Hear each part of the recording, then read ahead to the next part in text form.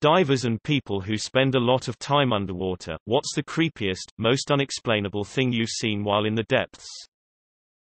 Not unexplainable, but gave the a bit of a fright. I worked as a commercial diver for about 7 years in the UK and also some work in Europe. I was working in Orkney, north of Scotland, on the fish farms. One time I swam down one of the bigger nets off Rousey and it was very dark, very overgrown, and I could see some weird shapes lying in the dead man's sock as I descended. There were a few more dead fish than usual, maybe 100 or so, but underneath them were lying 3 dead seals. Big ones. It was hard to make out because they were covered in fish, but one of the seals had a big chunk of it missing, and that's when I looked up and saw a 4-foot tear in the side of the net.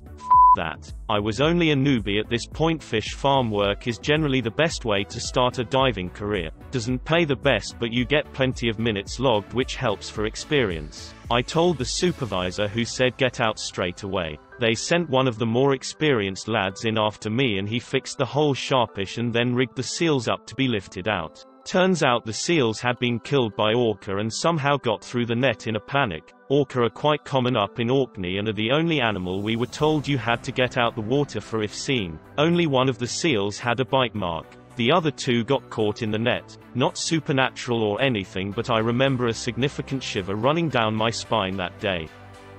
I dive myself but heard this story from a Garda diver. In 2010 a man took a test drive in a car with the salesman and in a suicide attempt he drove the car off the pier into the sea and drowned. The salesman managed to escape by breaking the window and swimming to the surface. The divers were dispatched to retrieve the other man's body. This isn't in the news report, which I have a link to below for anyone interested. Simply through working in marinas at the time I was able to be part of the conversation with the diver in question. When he got to the car, he said, the man was still facing forward, hands on the steering wheel, eyes wide. He'd been there a couple of hours now. Where it gets creepy is when the diver opened the driver door. This combined with the smashed window caused the currents to flow through the car and the man's wide-eyed head turned around slowly with the force of it to face the diver.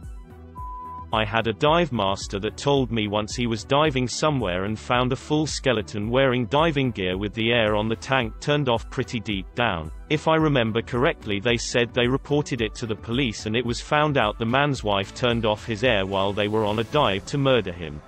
A coworker of mine goes cave diving and says that while not super common, you do find dead bodies in swim gear in caves sometimes. People either go too far into the cave and then run out of oxygen on the way back, or they squeeze past a tight gap and get stuck on the other side, unable to come back the way they came. You can dive in man-made lakes and check out what's left of old flooded homes and communities. It's pretty dark and spooky down there no matter what, especially when you think of all the big fish swimming around that are barely silhouettes until they're close. My buddy likes to dive in lakes. He said the creepiest thing, by far, is finding cemeteries 100 feet plus beneath the water in the dark, eerie quiet.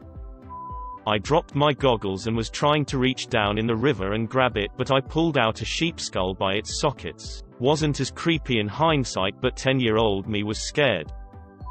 I got told a story once by a Maori language teacher of mine during my time at high school. We didn't learn much Maori, just listened to stories. A dam in the Waikato, New Zealand had begun to have visible cracks in the concrete on the outside part of the dam, and some drivers were organized to dive down and check the inside submerged part of the dam for damage on that side. While they were down there, there was the usual debris you would find behind a man-made wall which prevents the water from flowing as it would normally do if there wasn't a dam there. Turns out what they thought were large logs were in fact huge eels which had gotten to the size of logs due to being prevented from migrating to the sea, where they breed and die. So from being prevented from doing their natural life duties, they just get larger and larger. That would be creepy, seeing eels deep down in the water just floating around.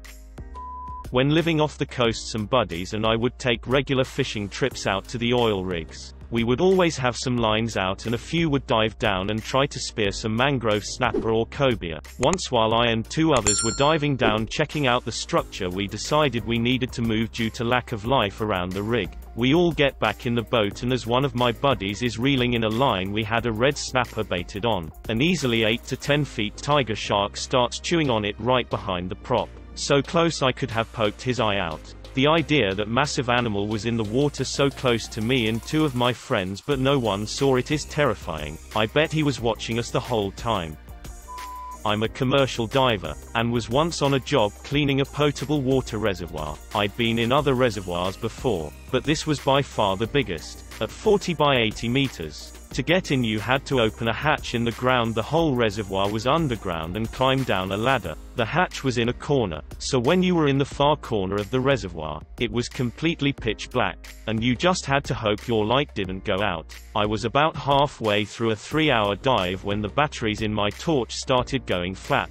I watched the beam get narrower and dimmer until it cut out completely. It's not a huge problem if you lose light, as you can just follow your umbilical back to the hatch. Just as I started walking back, some obnoxiously loud banging started somewhere in the reservoir. I was the only diver in there, so it both confused and scared the shit out of me. Needless to say, I ran back to the hatch as fast as I could. I ended up getting my torch changed out and doing another hour in the water, but didn't hear the noise again. I still have no idea what it was, but the combination of my torch going out and loud banging coming from somewhere gave me a hell of a fright.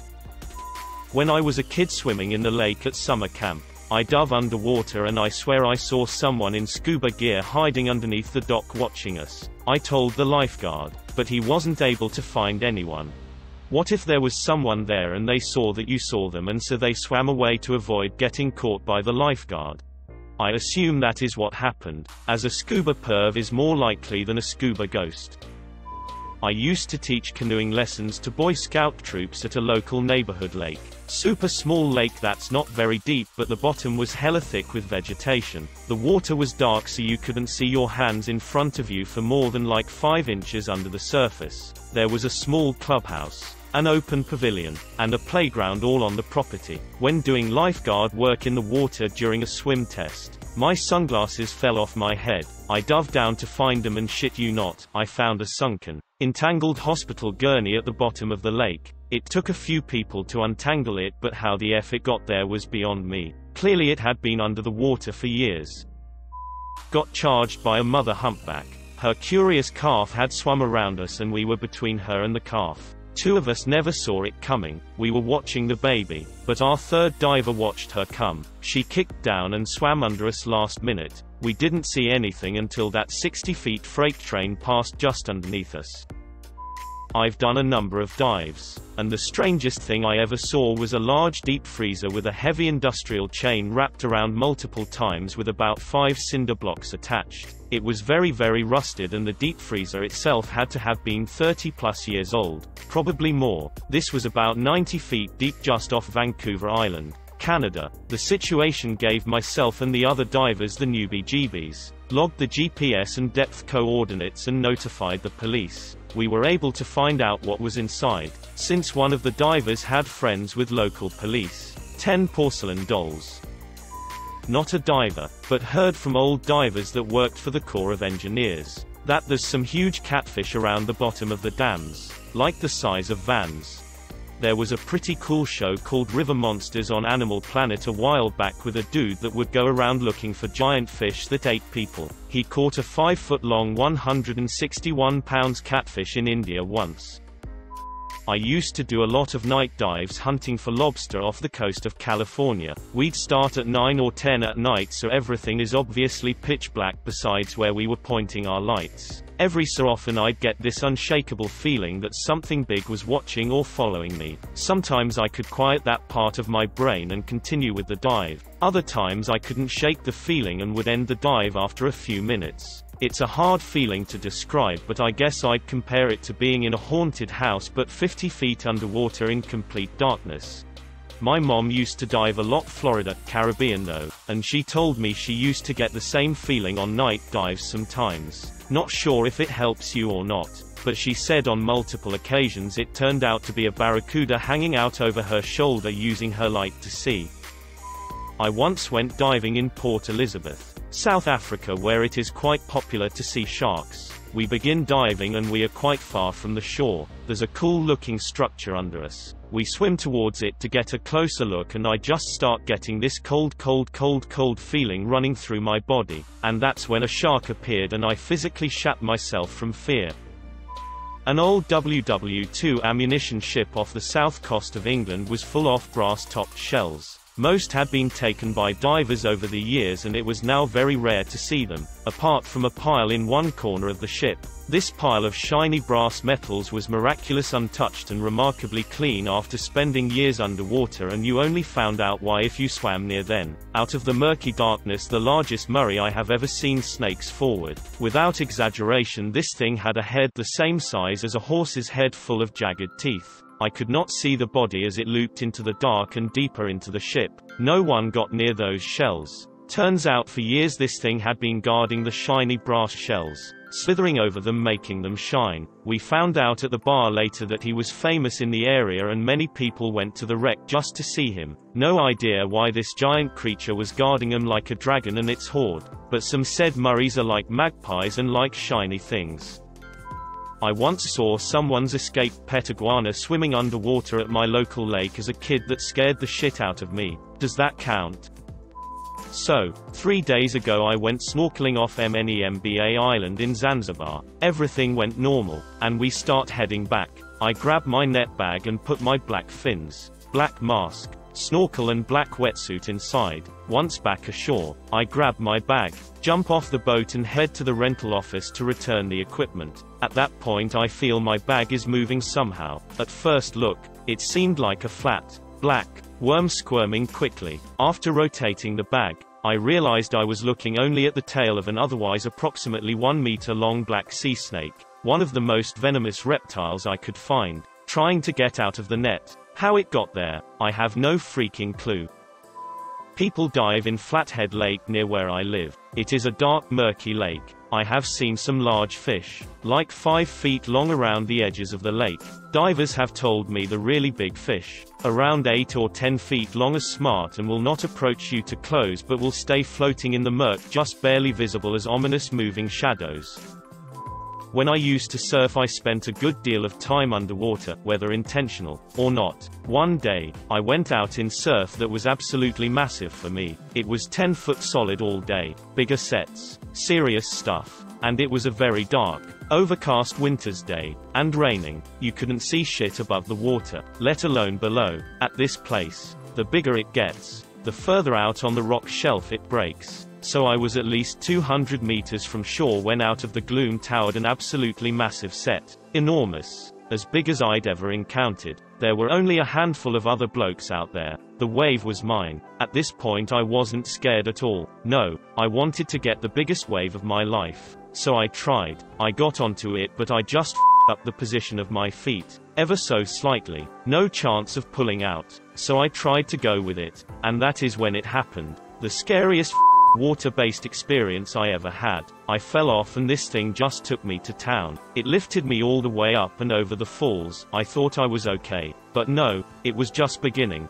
It just kept pushing me down, further and further. My ears hurt badly. It was completely dark. Cold even in a wetsuit. I came to rest on what seemed to be a very large, smooth rock. I could feel it with my fingers whilst I was pinned firmly to it. I was held there for what seemed like an eternity, maybe 10 seconds. But then I could sense with my feet a ferocious current that seemed to stop at the edge of the rock. It was trying to pull me over the ledge and down. I could hear it. At this point I was panicking. Seriously. I can't quite remember how I escaped. I have rarely been that scared in all my life. I made it to the surface. I really thought I was going to pass out. I can't remember much more, but I must have paddled in so fast other people noticed. They came to see what was the matter. I just sat a day on the beach. I could not even talk. I'm getting the heebie-jeebies even reading my own recollection. My story is not very exciting, but anyway. First time diving on Australia and first time diving with sharks. We start descending and the guide is at the front of the group looking for the sharkies. I'm at the back of the group. Suddenly I turn my head left and there's this 6-foot MF about a foot or two from my face. He just swam peacefully past the group. It was a bit creepy but lots of fun. Neither creepy nor inexplicable, but once on a night dive I had a seal tag along and take advantage of my flashlight to do some night hunting. It was adorable and the poor fish didn't stand a chance. Also because the sea sausage was completely comfortable and taking advantage of me, they were all up in my business a bunch, which was awkward because as a rule you're not supposed to touch the animals for their safety and yours. In this case I finally decided it was totally okay to push their fat ass when they were in my way.